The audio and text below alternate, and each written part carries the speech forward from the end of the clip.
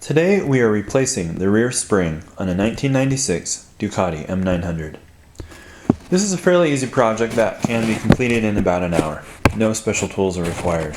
The first thing you need to do is support the motorcycle in such a way that there is no weight on the rear tire or swing arm. And because of the location of the exhaust header going under the motorcycle, it's easier and safer to lift the motorcycle from above than from under the engine. However, a secondary support under the engine is not a bad idea. What I've done here is remove the seat and using a heavy-duty ladder, lifted the motorcycle by using a set of nylon tie-down straps with ratcheting ends.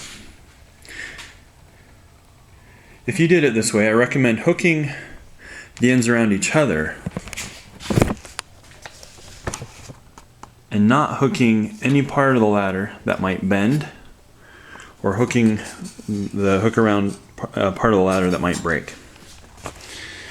Also, you'll notice that I've run the straps around the trellis frame in such a way that allows for the gas tank to still be able to lift up and support the engine in the center, and not hook the handholds on the rear.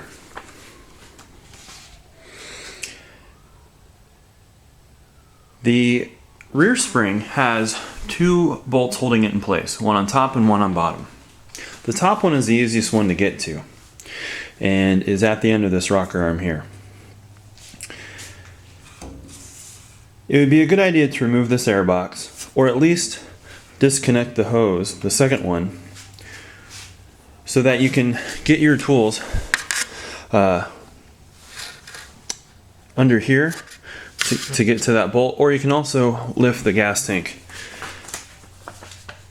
What you'll need is a 17mm wrench to hold the nut on one end, and a 8mm hex tool or Allen wrench for the bolt.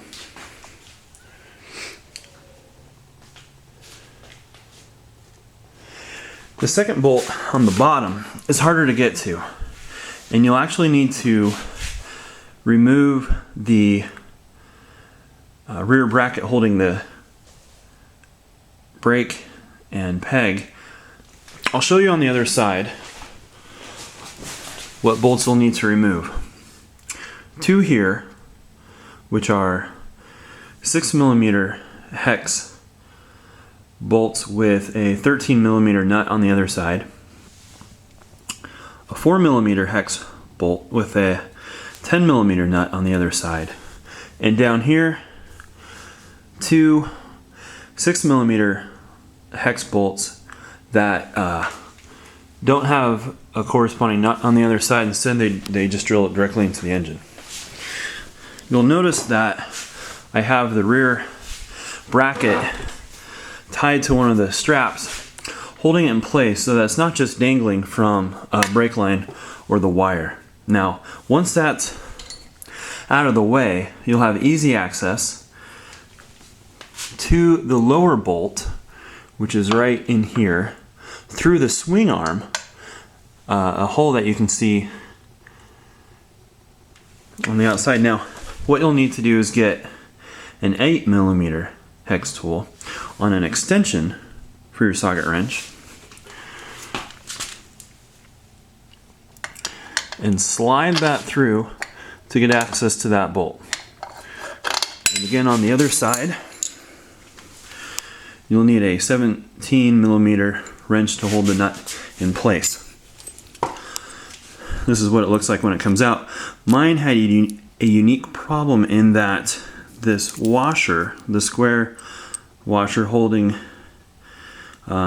between the nut on the left side, was bent significantly, so much so that I had a hard time getting the wrench to hold it in place as I tried to ratchet the bolt on the other side.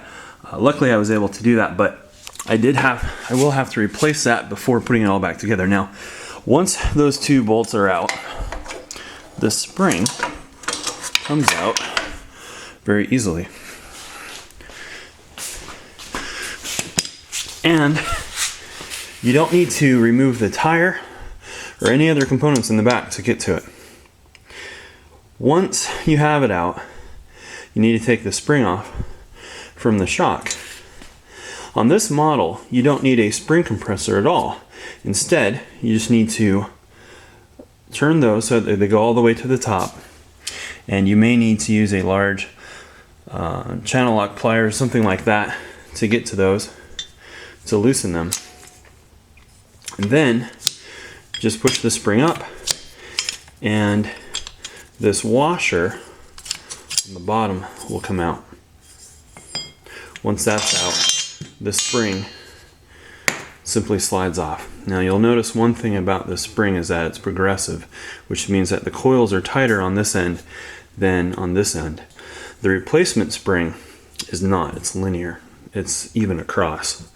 Now the original spring is an 8.2 kilogram spring.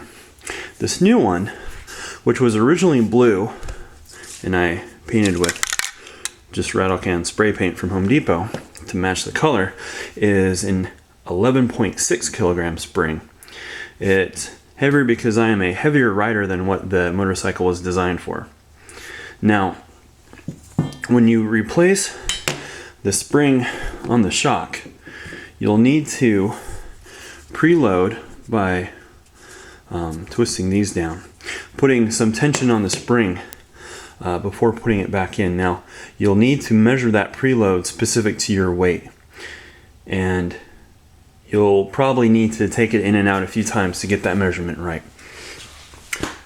Although, once it's tight on the shock, you'll probably preload it maybe a 1/2 inch.